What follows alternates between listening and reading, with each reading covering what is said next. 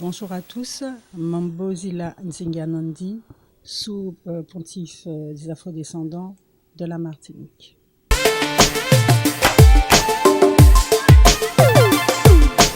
Je remercie les divinités, je remercie mes ancêtres d'avoir guidé mes pas jusqu'à cette reconnexion avec la Terre-Mère et cette reconnexion avec le monde, parce qu'ici on est dans le monde et ici on est dans le fief du vaudou éternel et du vaudou mondial.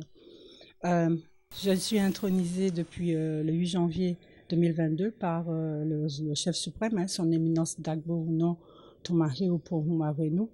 Donc, comme le sous-pontife de la France ici présent, donc nous avons été intronisés pour pouvoir représenter Dagbo Uno dans l'outre, pas l'outre d'ailleurs, mais de l'outre de l'Afrique, dans ces terres de déportation où nos arrière-grands-parents ont été arrachés de cette Afrique qui leur est chère et être déportés dans des conditions que nous savons.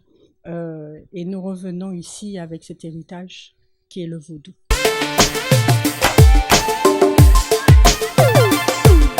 C'est inscrit dans le cadre de mon intronisation, puisqu'en fait, c'est un peu mon intronisation qui a motivé ce retour aux sources que j'attendais depuis fort longtemps.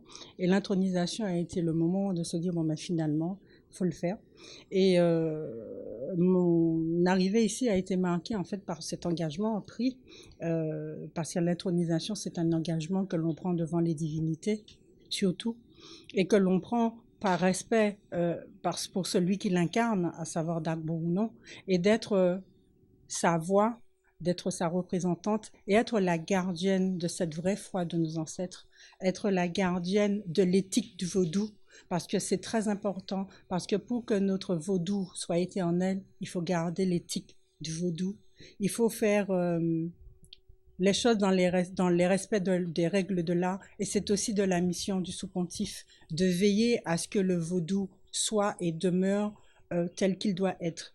Pas un vaudou que nous connaissons, hein, beaucoup édulcorent, beaucoup font des choses, et l'objectif c'est de permettre de garder le cap pour que cette vraie foi de nos ancêtres perdure encore et encore.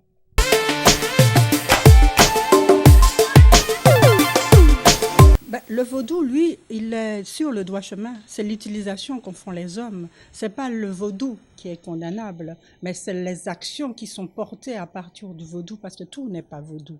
Ce n'est pas parce qu'on va dire vaudou que l'on fait du vaudou. Et c'est l'utilisation qui est faite par chacun. Ce sont les intentions. Et si l'intention est faite dans le mauvais sens, ce n'est pas du vaudou que tu fais. Tu portes une parole qui est ta propre intention. Mais par définition, la vraie foi de nos ancêtres, c'est le respect, c'est vivre en harmonie avec les 4 éléments, c'est vivre en harmonie avec la nature. Tel est le vaudou.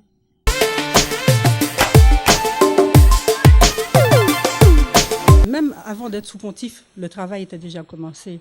Mambo, ça veut dire prêtresse. Je suis prêtresse vaudou. Et quand on est prêtresse vaudou, eh ben en fait, on doit faire. Et faire pour que justement ce vaudou, qui est, comme je disais, la voix froide de nos ancêtres, puisse perdurer. En Martinique, le travail est colossal. Pourquoi? Parce que la Martinique est vaudou, mais elle a besoin de se réapproprier son identité culturelle et spirituelle. Tout ce que nous le faisons en tant que vaudou, mais les gens ne sont pas conscients de le faire en tant que vaudou, parce que l'Église catholique est très forte chez nous, et même si les gens vont à l'Église, ils ont toujours tendance à aller voir le Bokona. Ils ont toujours tendance à faire le bain de feuilles à la fin de l'année. Ils ont toujours tendance à danser autour du tambour, donc à faire ce qu'on appelle le belay. Ils ont toujours tendance à danser les danses des ancêtres. Donc, le vaudou, il est là. Et le travail, ça va être de permettre à chacun de se réapproprier qui il est, de se réapproprier ce vaudou avec fierté, parce que le vaudou est mondial, parce que reconnu aux Nations Unies. Et cette reconnaissance permettra à tous ceux qui sont derrière la porte et qui n'osent pas parce qu'ils se disent « ouais, vaudou c'est magie ». Moi, je parle dans ma langue martiniquaise. Vaudou c'est magie, vaudou c'est sorcier, vaudou c'est la vraie foi de nos ancêtres. Donc, se réhabiller de cette fierté de nos ancêtres, se réhabiller de qui nous sommes complètement et entièrement, se réhabiller de cette énergie qui nous vient de tout. Nous sommes le vaudou. Et il faut se réapproprier tout cela. Et quand on se sera réapproprié qui nous sommes, Il y a un proverbe qui a été dit par d'autres, mais qui vient de nous.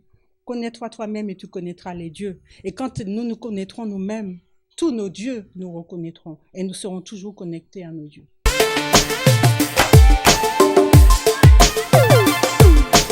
Eh bien, qu'ils s'asseyent et qu'ils se mettent là comme ça, assis, s'asseoir dans la terre et qu'ils partent. Qu'ils parlent à ceux qui ont précédé.